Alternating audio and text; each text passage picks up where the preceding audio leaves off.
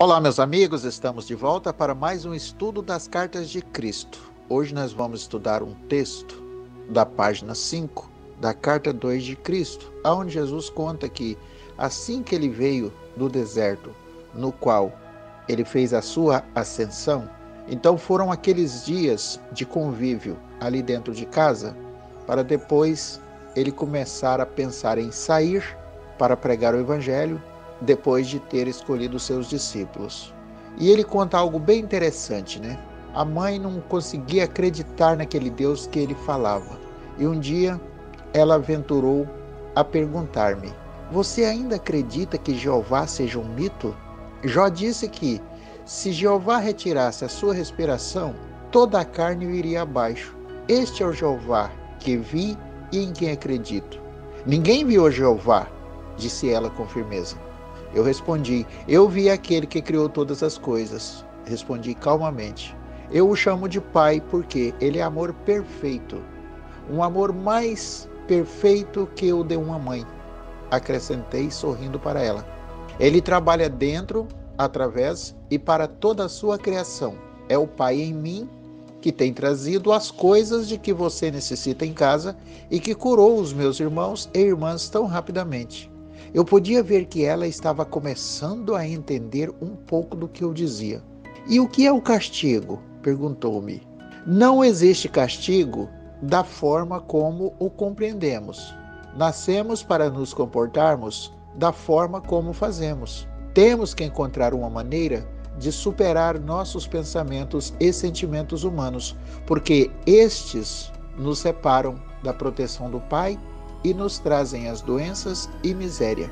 Quando tivermos aprendido a superar o eu, então entraremos no reino dos céus. Minha mãe afastou-se silenciosa, claramente ponderando sobre o que eu dissera, mas não mais com raiva.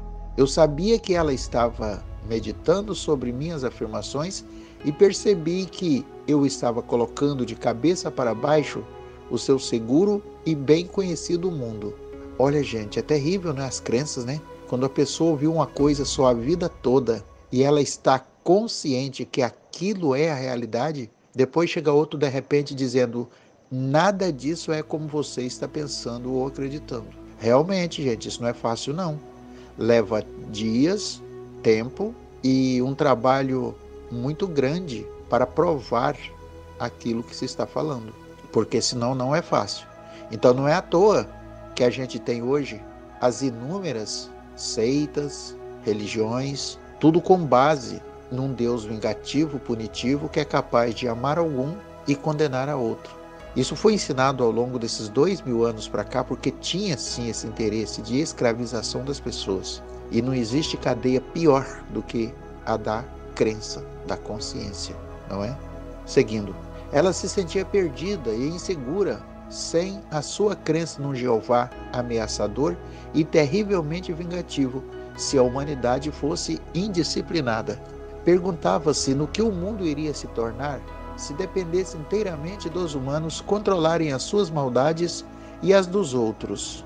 Mesmo os reis e governantes eram malvados em suas ações. Sem Jeová para reinar e castigar os pecadores, onde iríamos parar? Enquanto restabelecia minhas forças, estudei as Escrituras cuidadosamente para que pudesse encontrar-me com os fariseus e escribas de forma confiante.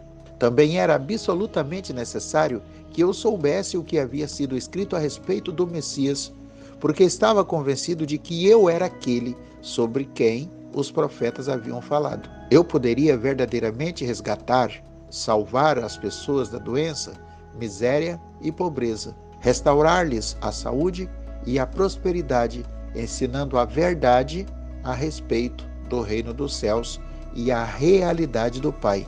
Quando me senti suficientemente preparado para sair a ensinar e curar, para agradar a minha mãe, concordei em ir num sábado na sinagoga de Nazaré e falar para a congregação. Como era o costume, levantei e me foi entregue o livro de Isaías para ler. Escolhi a passagem que profetizava a vinda do Messias, que viria libertar o povo judeu de todo tipo de escravidão. O Espírito do Senhor está sobre mim, porque o Senhor me ungiu para pregar as boas novas aos pobres. Ele me enviou para anunciar a libertação aos encarcerados e a recuperação da vista aos cegos,